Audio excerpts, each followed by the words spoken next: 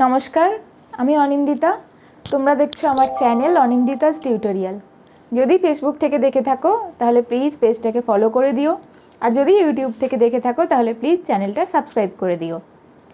তো চলো আজকের ভিডিও শুরু করা যাক। আজকের ভিডিও ওয়েস্ট বেঙ্গল বোর্ডের কোষে দেখি 4 চ্যাপ্টার 4 রয়েছে, কোষে দেখি 4 অর্থাৎ আয়তঘন এর এক্সারসাইজগুলো কিছু করাবো। সমস্ত করিয়ে দিতে পারবো না আজকে, তোমাদের 23খানা অঙ্ক আছে চ্যাপ্টারে, তো আজকে আমি 1 থেকে 10 অবধি করিয়ে দেবো। আজকে যারা তোমরা আমার ভিডিও প্রথম দেখছো তারা ইউটিউব থেকে যদি দেখে থাকো একবার ডেসক্রিপশান বক্সটা চেক করে নিও। আগের দিনের থিওরি অর্থাৎ আয়তঘনের যা যা ফর্মুলা দরকার সেগুলোর যে ক্লাসটা করিয়েছি সেই ভিডিওর লিঙ্কটা আমি ইউটিউবে ডেসক্রিপশান বক্সে দিয়ে দেবো, আর ফেসবুকে ওপরে ক্যাপশানে লিঙ্কটা পেয়ে যাবে, আর নিচে কমেন্ট বক্সে ফার্স্ট কমেন্টে লিঙ্কটা পেয়ে যাবে। একবার চেক করে নিও। আমি সাজেস্ট করবো একবার আগে একটু আয়তঘন চ্যাপ্টারটা বুঝে এসো, তারপরে এক্সারসাইজটা করবে, কেমন? চলো আজকের অঙ্ক শুরু করছি। তো কোষে দেখি 4-এ আয়তঘন চ্যাপ্টার, পেজ নাম্বার তোমাদের 74, ঠিক আছে? বইয়ের পেজ নাম্বার 74। নাম্বার 1 যে কোয়েশ্চেন রয়েছে, ছোট প্রশ্ন একটা রয়েছে, বলছে আমাদের পরিবেশের 4টি আয়তঘনাকার এবং 4টি ঘনবস্তুর উদাহরণ দিতে বলেছে। এবার বলি, আয়তঘনকাকার বস্তু তোমরা চটপট উদাহরণ দিয়ে দিতে পারবে। আগের দিন বই দিয়ে এক্সাম্পল দিয়েছি, বই, ইট, কোনো বাক্স, চৌকোনা বাক্স, এগুলো সবই আয়তঘনের উদাহরণ। এরকম তোমরা 4টে উদাহরণ দেবে। নেক্সট হচ্ছে ঘনকাকৃতি, 4টি ঘনকাকার বস্তুর উদাহরণ চেয়েছে।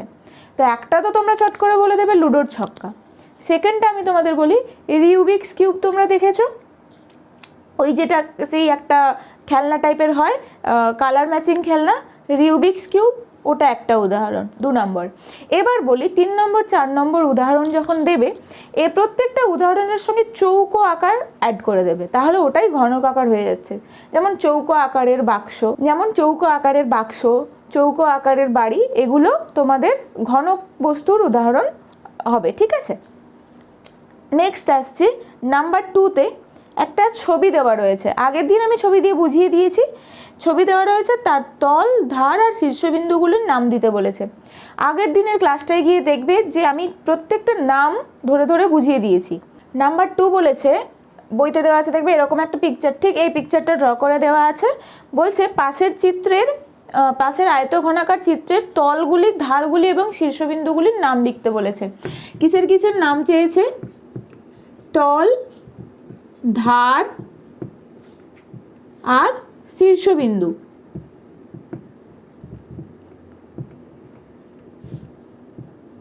আগের দিন যারা আমার ক্লাস করেছো তারা জানোই কিভাবে কি লিখতে হবে। আমি আজকের ক্লাসে তাও একবার করিয়ে দিচ্ছি। তল বলেছে, তল মানে আমরা কি বলেছিলাম, আয়তঘনকার ক্ষেত্রে কটা তল? 6টা আয়তকার তল রয়েছে। তাহলে কি কি তলগুলো রয়েছে একবার দেখি। কি কি তল রয়েছে? প্রথমে দেখো, এখানে দেখা যাচ্ছে উপরের তলটা এ বি সি ডি। তাহলে প্রথমের তলটা দেখতে পাচ্ছি কি এ বি সি ডি। ঠিক এর অপোজিট তলটা নেব, দেখো E F G H, E F G H. একটা একটা তল ধরবে, তার অপোজিট তল নেবে, তাহলে কোনোটা ছাড়ার সম্ভাবনা থাকবে না। তাহলে এই উপরের তল নিয়েছি, তার নিচের তলটা নিয়ে নিলাম। এবার আমি সাইডের তল নিচ্ছি, কি হবে? A D F E, A D F E. তাহলে সাইডের তল নিয়েছি, লেফট সাইডেরটা নিলাম, তাহলে রাইট সাইডের তলটা কি হবে? B C G H, B C G H. এবার তাহলে উপর গেল, নিচ গেল, লেফট সাইড রাইট সাইড, তাহলে সামনে আর পেছনে রয়েছে। সামনেরটা কি? A B H E, A B H E. তাহলে পেছনেরটা কি আছে?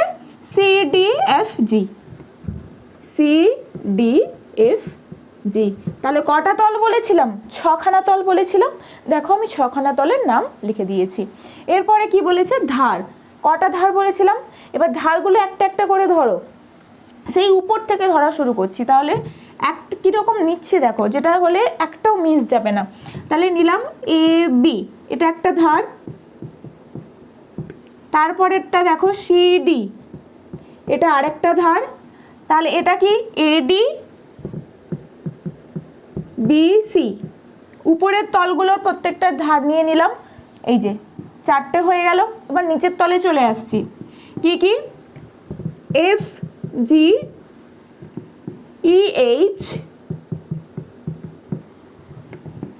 ই এফ, এটা জি এইচ, তারপরে কি আছে? কত সবগুলো হয়ে গেল। এদিকটা বাকি আছে ডিএফ, এটা এই, এটা সিজি আর বিএইচ, এই যে সিজি আর বিএইচ, এগুলো ধার। তারপরে আসছে শীর্ষবিন্দু। তাহলে শীর্ষবিন্দু কি কি?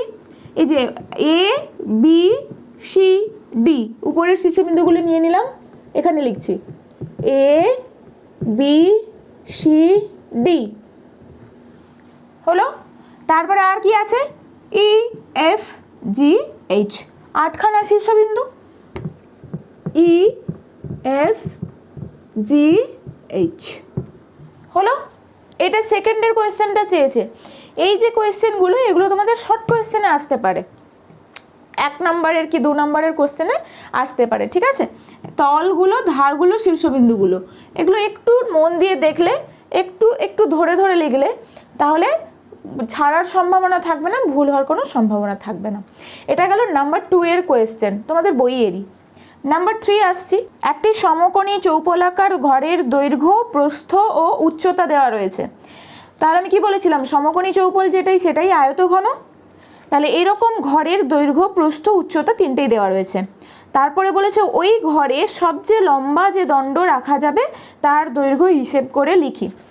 আমি যখন আগের দিন ক্লাস করিয়েছিলাম, আমি তোমাদের এই উদাহরণটা দিয়ে বুঝিয়েছিলাম কি, যদি একটা ঘর আয়ত ঘনকাকার হয়, অর্থাৎ তুমি যে ঘরটা এখন বসে আছো দেখো, যদি ওটা ঘনক না হয়, তাহলে পরে দৈর্ঘ্য, প্রস্থ, উচ্চতা ঘরের একটা আছে। তাহলে এই ঘরের কোণাকুণি একটা দণ্ড রাখো, দেখবে ওটাই সব থেকে বড় হবে। ওটা তোমরা হাতে কলমে করে দেখো। যদি চওড়া দিক থেকে রাখো, ওটা হবে না, লম্বা দিক থেকে রাখলেও কুলোবে না। একমাত্র কোণাকুণি যদি রাখো, অর্থাৎ নিচের কোণ টু সিলিংয়ের কোণ, উপরের কোণ, তাহলেই মাত্রই ওটা থাকবে, সব থেকে বড় দণ্ড হবে ওটাই। অর্থাৎ সমকোণী চৌপলের কর্ণ হচ্ছে সব থেকে বড়। তাহলে সমকোণী চৌপলের কর্ণ বরাবর যদি আমরা কোনো দণ্ড রাখি, তাহলে সেটাই হবে সব থেকে বড় দৈর্ঘ্যের দণ্ড। আচ্ছা, তাহলে কি বলেছে 3 নম্বরের অঙ্কটা? বলছে সমকোণী চৌপলাকার ঘরের দৈর্ঘ্য, প্রস্থ আর উচ্চতা তিনটে আমাকে দেওয়া আছে। এবার কি বলেছে? সবচেয়ে বড় যে দণ্ড রাখা যাবে তার দৈর্ঘ্য চেয়েছে।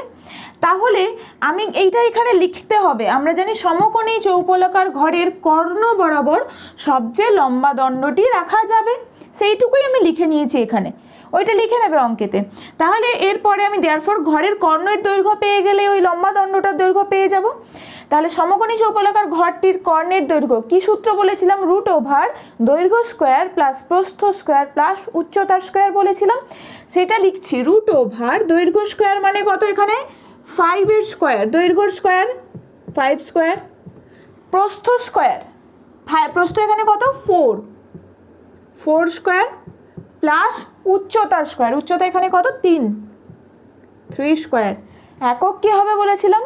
এখানে কোনোটা দেখো, এখানে কোনো ক্ষেত্রফল নেই বা এখানে কোনো আয়তনও নেই, এখানে খালি ঘরের কর্ণের দৈর্ঘ্য চেয়েছে। তাহলে একক যা ছিল তাই মিটারই হবে, হলো। তাহলে এটাকে সলিউশন করো। 25, 16 প্লাস 9 মিটার,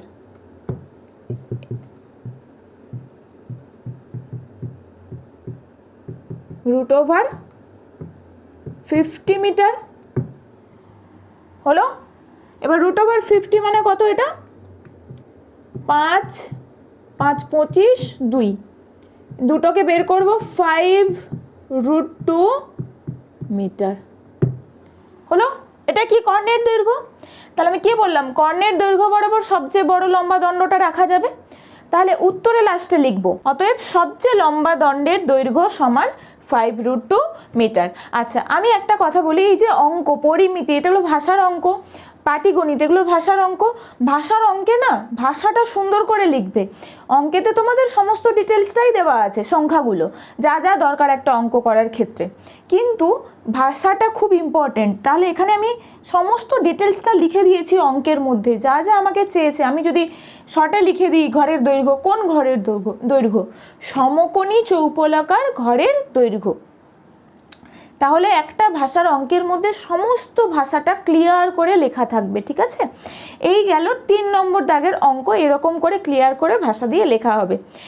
তো এবার নেক্সট আসছে 4 নম্বর। তাহলে 4 নম্বর দাগের অঙ্ক কি দেওয়া আছে? বলছে একটি ঘনকের একটি তলের ক্ষেত্রফল 64 বর্গমিটার হলে ঘনকটির আয়তন হিসেব করে লিখি।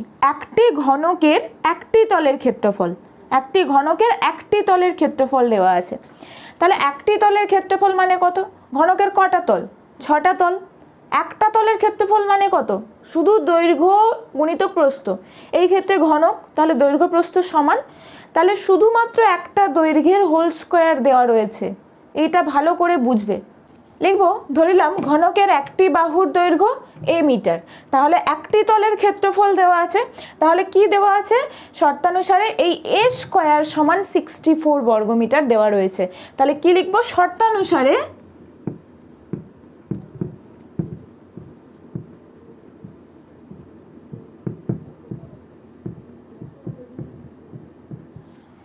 কেন বলো তো?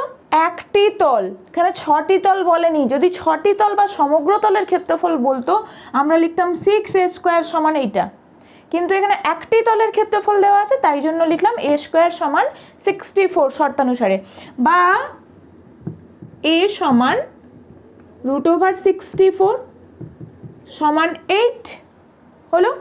তাহলে কি বেরিয়ে গেল? এ আমি কি ধরেছিলাম? একটি বাহুর দৈর্ঘ্য। তাহলে ঘনকের একটি বাহুর দৈর্ঘ্য পেয়ে গেলাম কত?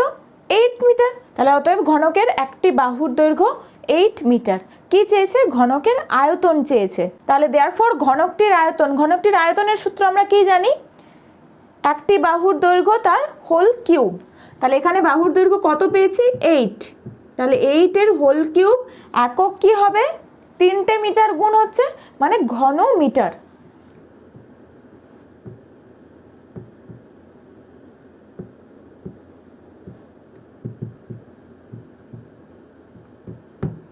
এগুলো সব ছোট ছোট প্রশ্ন, হ্যাঁ, এগুলো ম্যাক্সিমাম 2 নাম্বার থেকে 3 নাম্বারে আসতে পারে। 3 নাম্বারে বোধহয় পরিমিতি আসে না, ম্যাক্সিমাম এগুলো 2 নাম্বারে আসতে পারে। চলো নেক্সট অঙ্কে আসছি। 5 দাগের অঙ্ক দেখো কি বলেছে বইতে।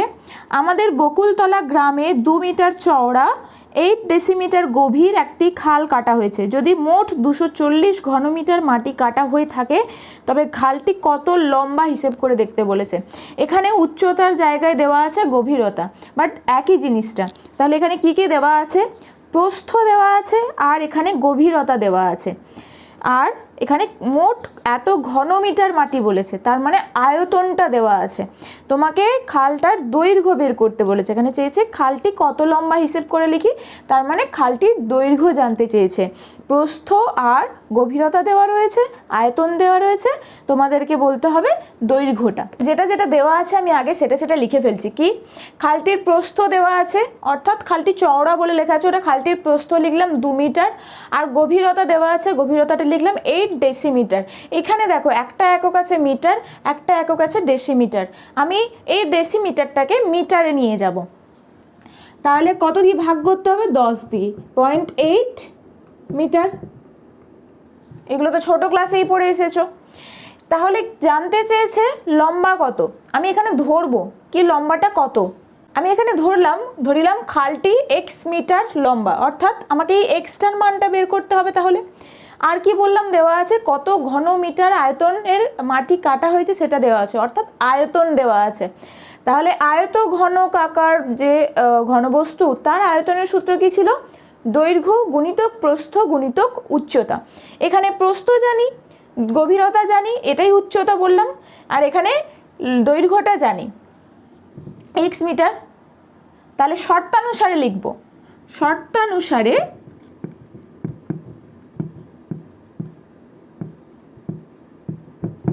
কি বললাম? দৈর্ঘ্য গুণিতক প্রস্থ গুণিতক উচ্চতা। দৈর্ঘ্য ধরেছি x, প্রস্থ এখানে কত 2, উচ্চতা কত 0.8, 8 240। ব্যাস, আর কি, এখান থেকে এক্স বের করব, বা এক্স ইকুয়াল টু 240/2 × 0.8। তাহলে এই দশমিকটা তুললে কোথায় 10 গুণ হবে? হরের দশমিক তুলেছি, লবে 10 গুণ হবে। তাহলে কাটবো, 8 3 24 30 2 15 সমান 150।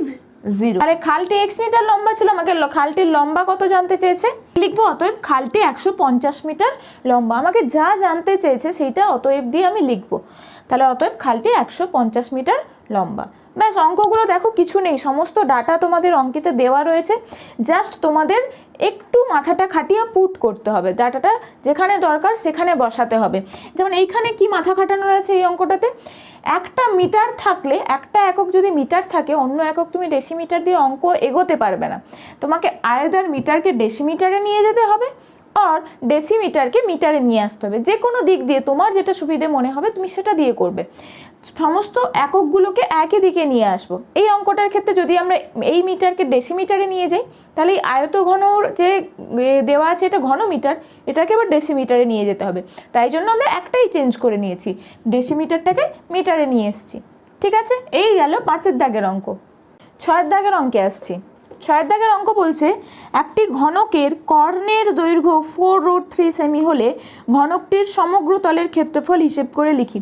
ঘনকের কর্ণের দৈর্ঘ্য দেওয়া আছে, সমগ্র তলের ক্ষেত্রফল চেয়েছে। ধরিলাম ঘনকটির বাহুর দৈর্ঘ্য সমান a সেন্টিমিটার। তাহলে সূত্র অনুসারে কি বলছে, ঘনকের কর্ণের দৈর্ঘ্যের সূত্র কি ছিল, তাহলে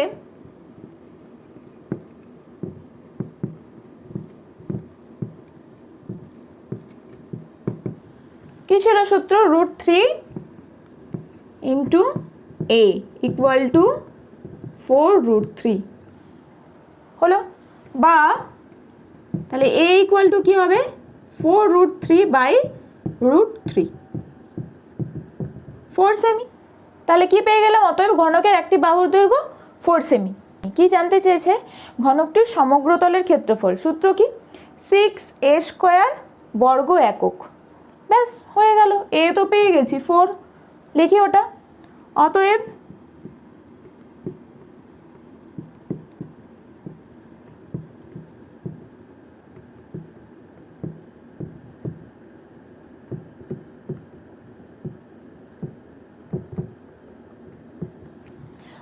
ঘনকটির সমগ্র তলের ক্ষেত্রফল সমান, এখানে তোমরা সূত্রটা একবার লিখতে পারো, নাও লিখতে পারো, তোমাদের ব্যাপার। লিখলাম, যদি লিখি তাহলে 6 × a² বর্গ, এখানে একক কত, সেমি, হলো সমান 6 × 4²।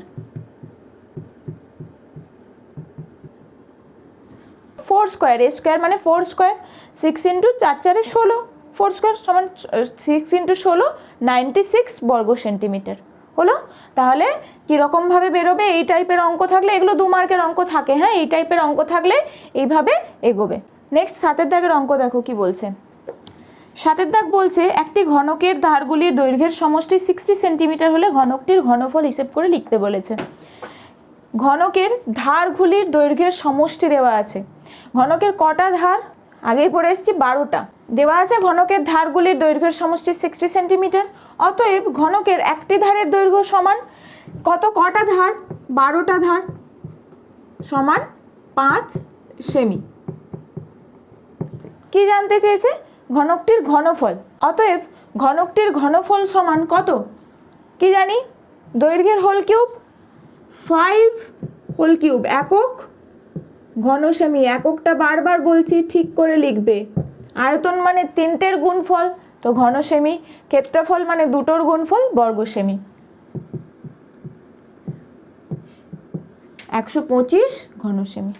ওকে, আচ্ছা। নেক্সট দেখো 8 দাগের অঙ্ক একইভাবে দেওয়া রয়েছে। কি বলছে, একটি ঘনকের 6টি পৃষ্ঠতলের ক্ষেত্রফলের সমষ্টি দেওয়া রয়েছে। এই অঙ্কটার আমি ফুল করাচ্ছি না, জাস্ট জিস্টুকু বলে দিচ্ছি।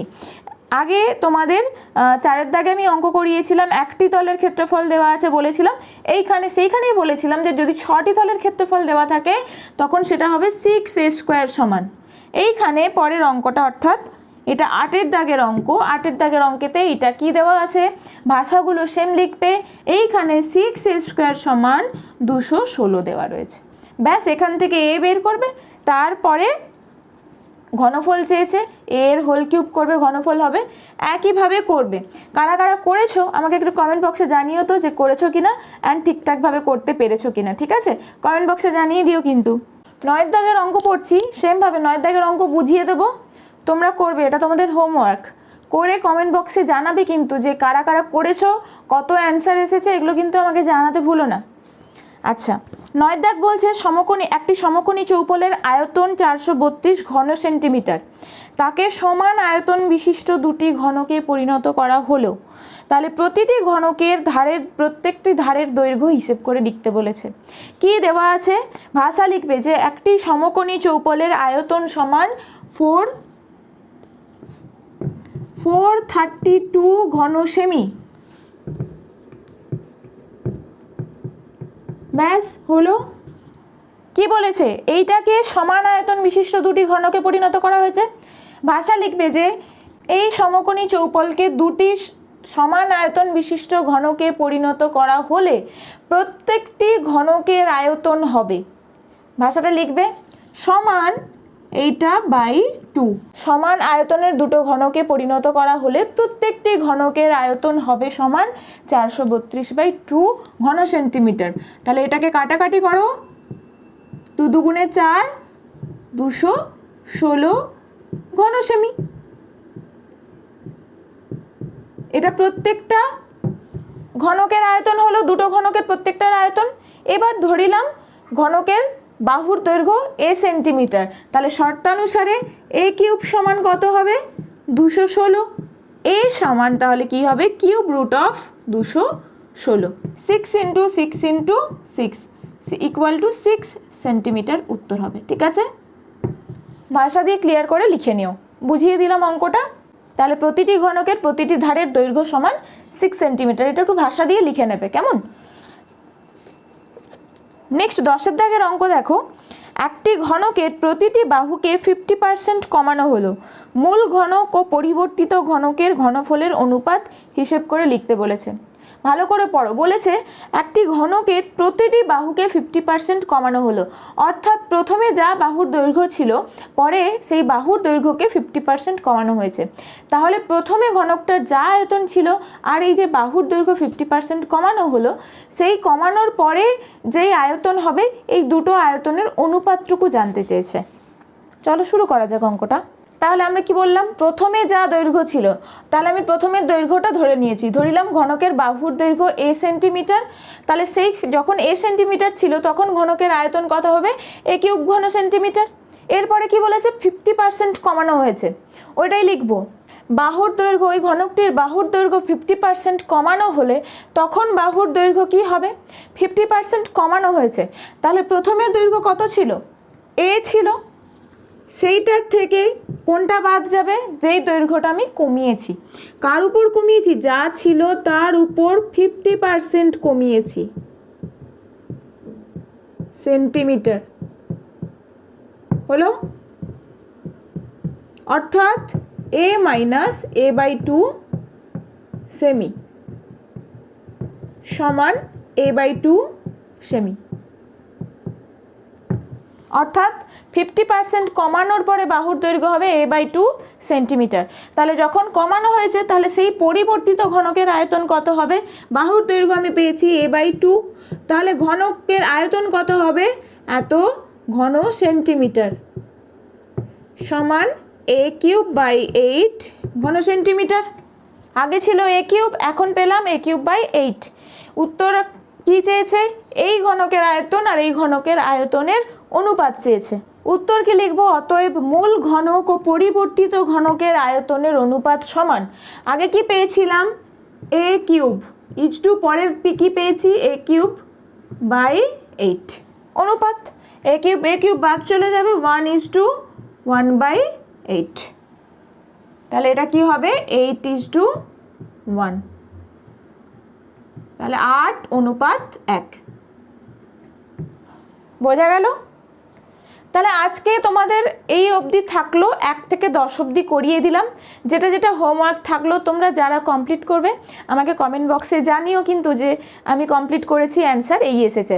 যাওয়ার আগে আরেকবার রিকোয়েস্ট রইলো, যদি ফেসবুক থেকে দেখে থাকো তাহলে পেজটা ফলো করে দিও, আর ইউটিউব থেকে দেখে থাকলে চ্যানেলটা সাবস্ক্রাইব করে দিও, যাতে আমি নেক্সট যখন ভিডিও আনবো তোমাদের কাছে নোটিফিকেশান চলে যাবে। আর যদি ভিডিওটা ভালো লেগে থাকে, তোমাদের কোনো হেল্প হয়ে থাকে, একটু লাইক করে দিও, কমেন্ট করে জানিও কেমন লাগলো, আর তোমাদের বন্ধুদের যদি কারোর দরকার থাকে তাদের সঙ্গে শেয়ার করতে ভুলো না কিন্তু। চলো টাটা, দেখা হচ্ছে নেক্সট ভিডিওতে।